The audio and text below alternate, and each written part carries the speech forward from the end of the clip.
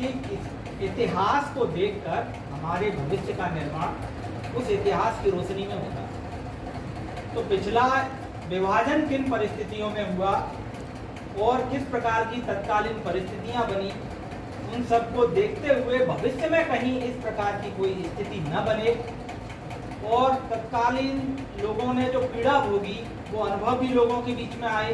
अब तक तो उसके बारे में चर्चा होती ही नहीं थी।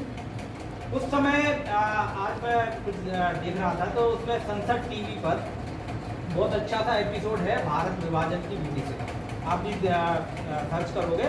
संसद टीवी जो है अपनी शासकीय चैनल है, उस पर आप, तो उन लोगों के कथन है उसमें एक अपने जो इंदिरा गांधी इंस्टीट्यूट है उसके सच्चिदानंद जी, उन्होंने कहा है कि उस तत्कालीन समय में जो विभाजन हुआ वो पूरी तरह से गलत है। कैसे कि एक देश धर्म के आधार पर बना और दूसरा देश कैसे बनाया गया, धर्मनिरपेक्ष बनाया गया, सेक्युलर बनाया गया। जबकि शर्तें क्या थी उस समय, जिन्ना जो थे उनका कहना था कि मुसलमान और हिंदुओं की दोनों की पूजन पद्धतियाँ अलग हैं, दोनों के रीति रिवाज अलग हैं, दोनों के ट्रेडिशंस अलग हैं, कस्टम अलग है, रहने की शैली अलग है, इसलिए हम दोनों साथ साथ नहीं रह सकते और इसलिए हमें विभाजन चाहिए। और आप विभाजन आसानी से तो होने वाली चीज़ नहीं थी, तो इसके लिए उन्होंने क्या किया, उन्होंने घोषित रूप से 29 जुलाई 1946 को यह घोषित किया कि हम 16 अगस्त 1946 से डायरेक्ट एक्शन डे घोषित करेंगे। और डायरेक्ट एक्शन डे क्या था, आप सर्च करेंगे तो आपको मिल जाएगा, आप जाने के बाद जरूर सर्च करिएगा।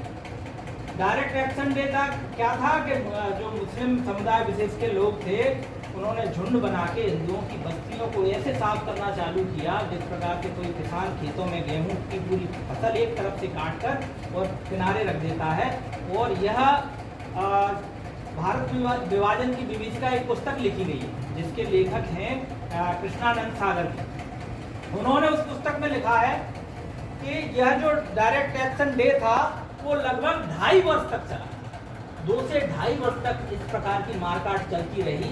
देश का विभाजन 15 अगस्त 1947 के को होने के बाद 48 का मध्य आते आते भी डायरेक्ट एक्शन डे की कार्यवाही उन लोगों की ओर से चलती। जैसा आज अपन देखते हैं नूह में, हरियाणा के नूह में आपने घटना सुनी होगी, वहाँ क्या था, किसी प्रकार का कोई विवाद नहीं था, शांतिपूर्ण। पिता और पुत्र की मर्यादा का कुछ तो तुम सम्मान करो।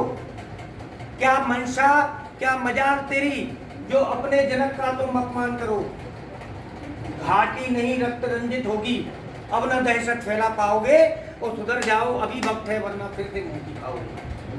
अंकुश रख अपने कर अधरों पे, कर मतलब होते हैं हाथ, अधर मतलब होते हैं होठ। उन्हीं हाथों से गोली चलाता है, उन्हीं होठों से वो बयानबाजी करता है। तो मैंने बोला है कि अंकुश रख अपने कर अधरों पर, तेरी भाषा में समझाना हमको आया है, और तुझे से उद्दंडी को हद में रखने बहनों ने इस सावन फिर से भाग तिलक सजाया है।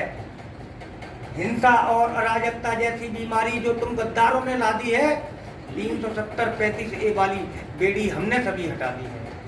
तुझे क्या लगता तेरी गीदड़ भक्ति से शेर सिपाही डर जाएंगे? है सौगंध मुझे अभिनंदन के नीलों की, पीओ के क्या लाहौर तिरंगा ले रहे हैं।